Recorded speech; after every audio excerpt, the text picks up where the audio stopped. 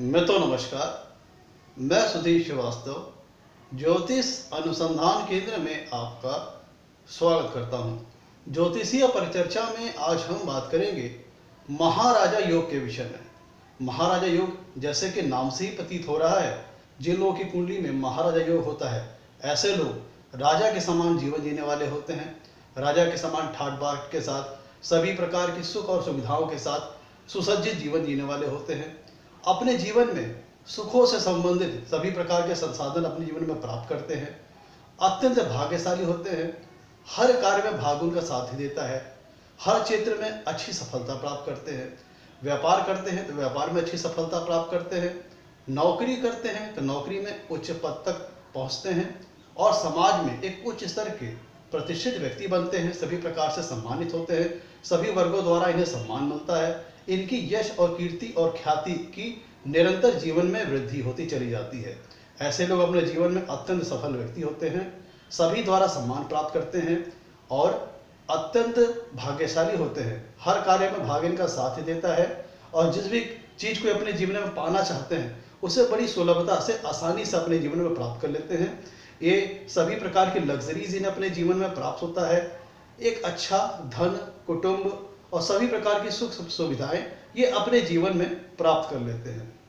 मित्रों, जिन लोगों की कुंडली में महाराजा योग होता है ये एक दुर्लभ योग है जो कि बहुत कम लोगों की कुंडली में बनता है, और जिन लोगों की कुंडली में बनता है ऐसे लोग अपने जीवन में निरंतर सफलता पाते चले जाते हैं और एक उच्च स्तर के सफल व्यक्ति बनते हैं और सभी प्रकार की जो लग्जरीज होते हैं, कंफर्ट्स होते हैं वो अपने जीवन में हासिल करते हैं और एक उच्च स्तर के मुकाम को वो अपनी पहचान बनाते हैं, अपनी जगह बनाते हैं, एक सफल व्यक्ति बनते हैं।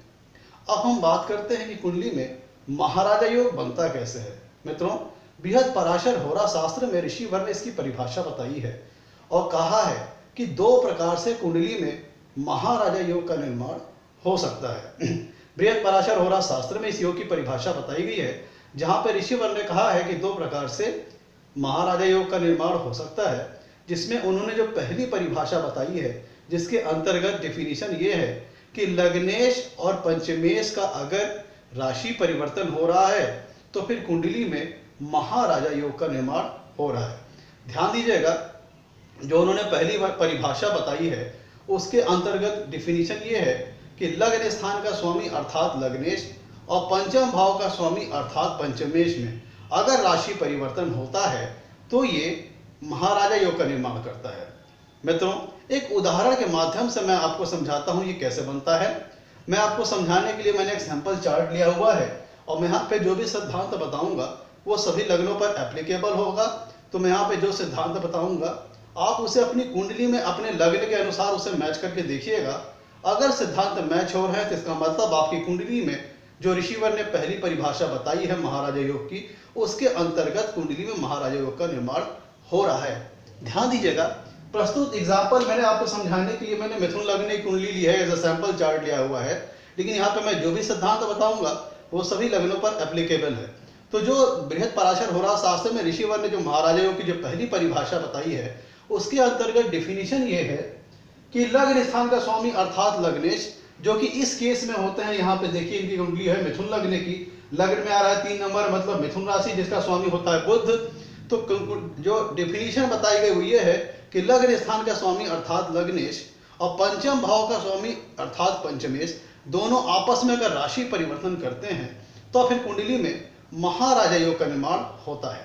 तो आपको समझाने के लिए उदाहरण में मैं आपको बताता हूं कि मिथुन लग्न कुंडली है तो लग्नेश हुए यहाँ पे बुध, तो बुध पंचम भाव में, उदाहरण आपको मैं समझाने के लिए उदाहरण दे रहा हूं कि बुध कुंडली के पंचम भाव में स्थित है।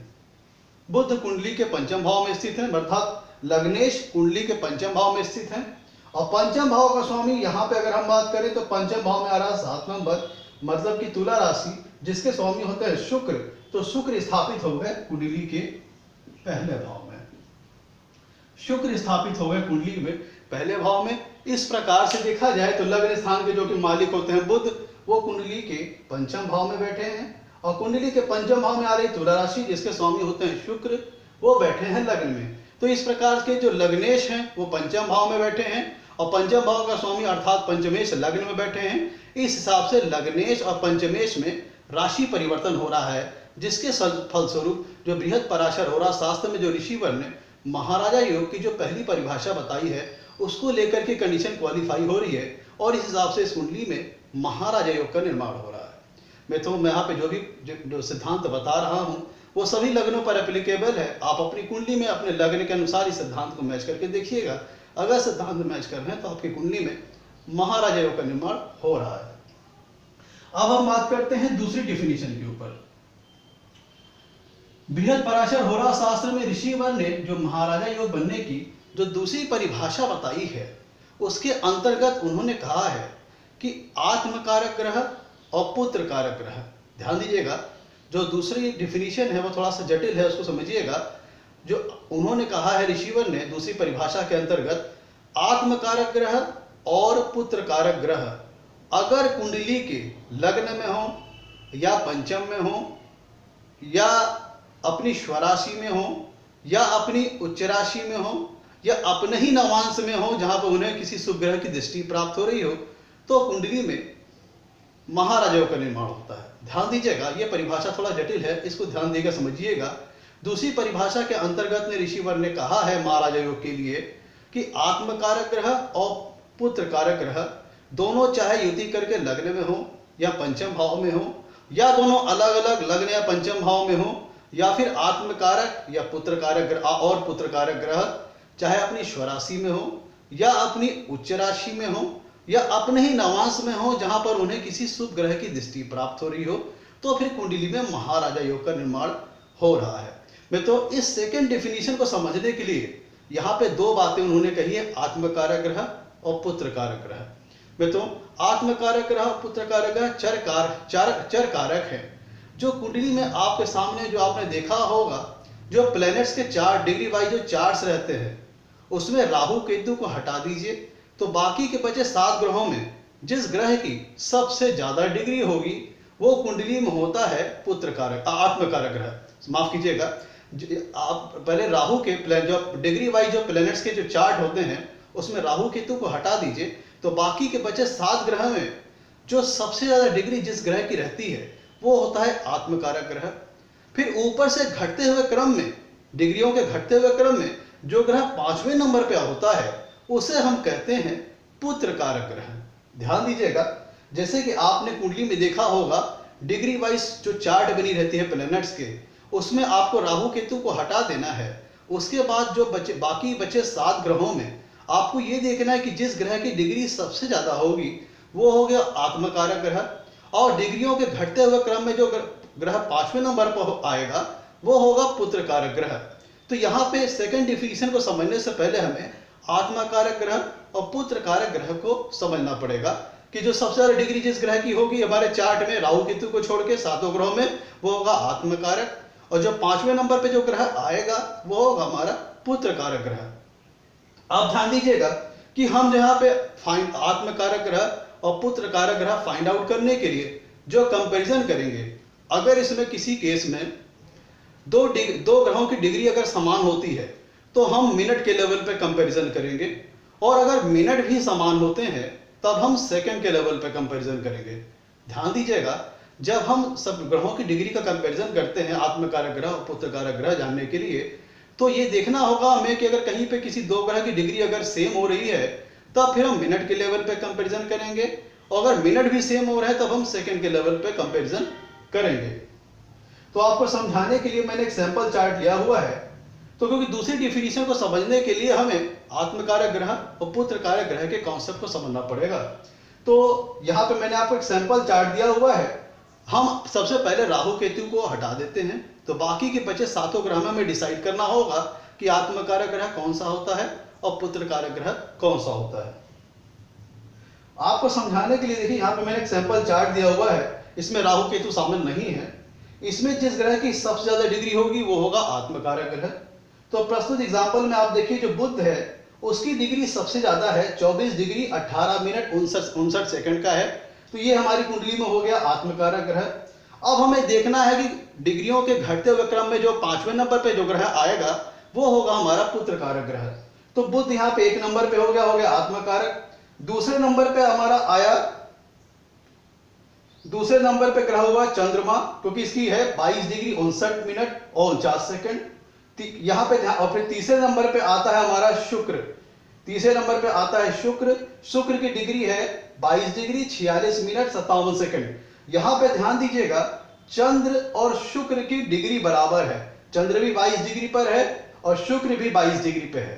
तो जब कभी ऐसा हो कि दो ग्रहों की डिग्री बराबर हो और हमें तुलना करनी हो आत्मकारक ग्रह और पुत्रकारक ग्रह प्राप्त करने के लिए है, तो अगर डिग्री सेम है तो हम मिनट के लेवल पे कंपैरिजन करेंगे। तो चंद्र का मिनट 59 मिनट ज्यादा है और शुक्र का मिनट 46 मिनट कम है, इसलिए जो चंद्र होगा वो सेकंड नंबर पे आएगा और शुक्र जो होगा वो तीसरे नंबर पे आएगा। चौथे नंबर पे आएगा मंगल, इसकी 19 डिग्री है। और पांचवें नंबर पे आएगा आपका शनि। पांचवें नंबर पे आएगा शनि। सेम यहां पे केस हो रहा है, ध्यान दीजिएगा। सेम यहां पे केस है, शनि 12 डिग्री पे है और सूर्य भी 12 डिग्री पे है। तो जब दोनों की डिग्री बराबर हो गई, तो जिस प्रकार मैंने आपको बताया कि अगर दोनों ग्रहों की डिग्री अगर बराबर हो रही है तो फिर हम मिनट के लेवल पे कंपैरिजन करेंगे। तो जो शनि का जो मिनट है वो है 45 मिनट और सूर्य का जो मिनट है वो 42 मिनट। तो शनि के मिनट हो गए ज्यादा, तो शनि के मिनट ज्यादा हो गए। तो इस कुंडली में शनि आ रहे हैं 5वें नंबर पे। शनि डिग्रियों के हिसाब से ऊपर से घटते हुए क्रम में अगर हम बात करें तो पहले नंबर पे आए बुध, जो कि हो गए आत्मकारक, और 5वें नंबर पे आए शनि, वो हो गए पुत्रकारक ग्रह। तो दूसरी डिफिनीशन में बृहद पराशर होरा शास्त्र में ऋषिवर ने कहा है कि आत्मकारक ग्रह और पुत्रकारक ग्रह चाहे दोनों युति करके लग्न में हो या पंचम में हो, या अलग अलग लग्न या पंचम में हो, या आत्मकारक ग्रह या आत्मकारक ग्रह और पुत्रकारक ग्रह चाहे अपनी स्वराशि में हो, चाहे अपनी उच्च राशि में हो, या अपने ही नवांश में स्थित हो जहां पर ऊपर किसी शुभ ग्रह की दृष्टि आ रही हो, तब फिर कुंडली में महाराजा योग का निर्माण होता है। आपको समझाने के लिए इस एग्जांपल में अगर इसकी बात करें तो इस सैंपल चार्ट में बुध हो रहा है आत्मकारक ग्रह और शनि हो रहा है पुत्रकारक ग्रह।